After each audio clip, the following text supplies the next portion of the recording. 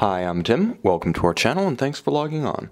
Today we're discussing the Girard-Perregaux 1966 automatic. You can buy this 18-karat red gold dress watch on our website.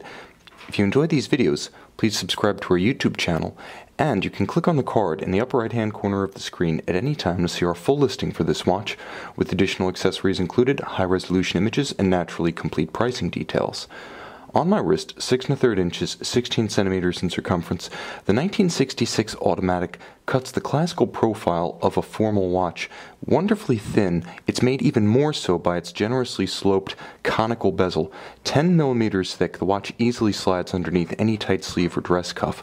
Across the round of the case, the watch measures 40 millimeters, not including the crown, at 3 o'clock, and from lug to lug, the watch is actually more compact than its round dimensions would suggest. 44 millimeters from extremity to extremity.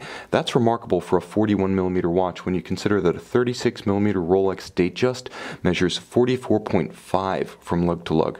Now the watch has impressive presence and it does have good heft, satisfying amount of weight thanks to the red gold case. It also has a beautifully rendered and perfectly consonant dark navy blue alligator leather strap. You can see it with a monotone stitch. It's also graced by semi-conforming spring bars, which is to say they follow the general arc of the case without pinning themselves against the case. This allows the watch to look quite integrated on the wrist with a close coupled junction of strap and case flank, and yet you can still pull the strap down around the tighter curves of a smaller wrist. Now it's all paired with a beautiful Girard-Perregaux 18-karat red gold pin buckle for easy on-the-fly adjustment and a classical aesthetic.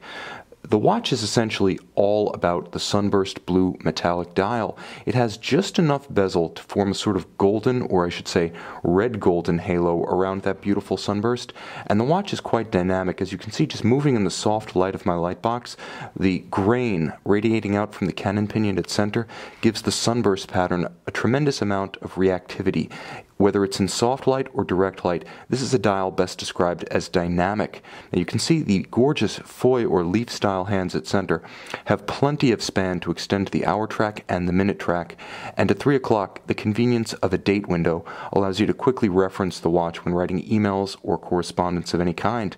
On the case back we find one of Girard-Perregaux's most modern calibers. This is actually the caliber 4500, not the long-serving 3000 family. This is a modern caliber released only 1 year after the 1966 line debuted. In 2007, the 4500 effectively succeeded the 3300 as the flagship automatic caliber of Girard-Perregaux. It features 28 jewels and a broad 30mm measurement across, so it fills the entire caseback of a full-sized modern watch.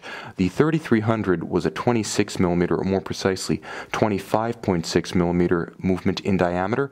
Moreover, you can see that the transition from the 3300 to the 4500 includes a much larger mainspring barrel, so much larger in fact that it earns its own separate barrel bridge. The power reserve of this watch is a superior 56 hours. The 3000 series in 3100 and 3300 forms actually had a 46-hour power reserve, so not only do we get a bigger barrel with a longer power reserve, but it's also been engineered for more even torque release across the full duration of the power reserve for better chronometric performance. Now when you pull the crown of this 1966 automatic, you do stop the balance, allowing precise synchronization to a known accurate reference time. Again, being able to set the time precisely is one of the hallmarks of a high-grade movement. Moreover, the watch features, in the second position of the crown, a quick set function, such that you can easily and rapidly cycle the date should the watch ever run down. Now the movement has additional refinements beyond the simple size and power reserve, including a transition from traditional regulating curb pins to Edicron, more precise by far, the stabilizing effect of an eccentric screw micrometric regulator instead of the mobile index, and the transition from KIF to Inca block shock protection.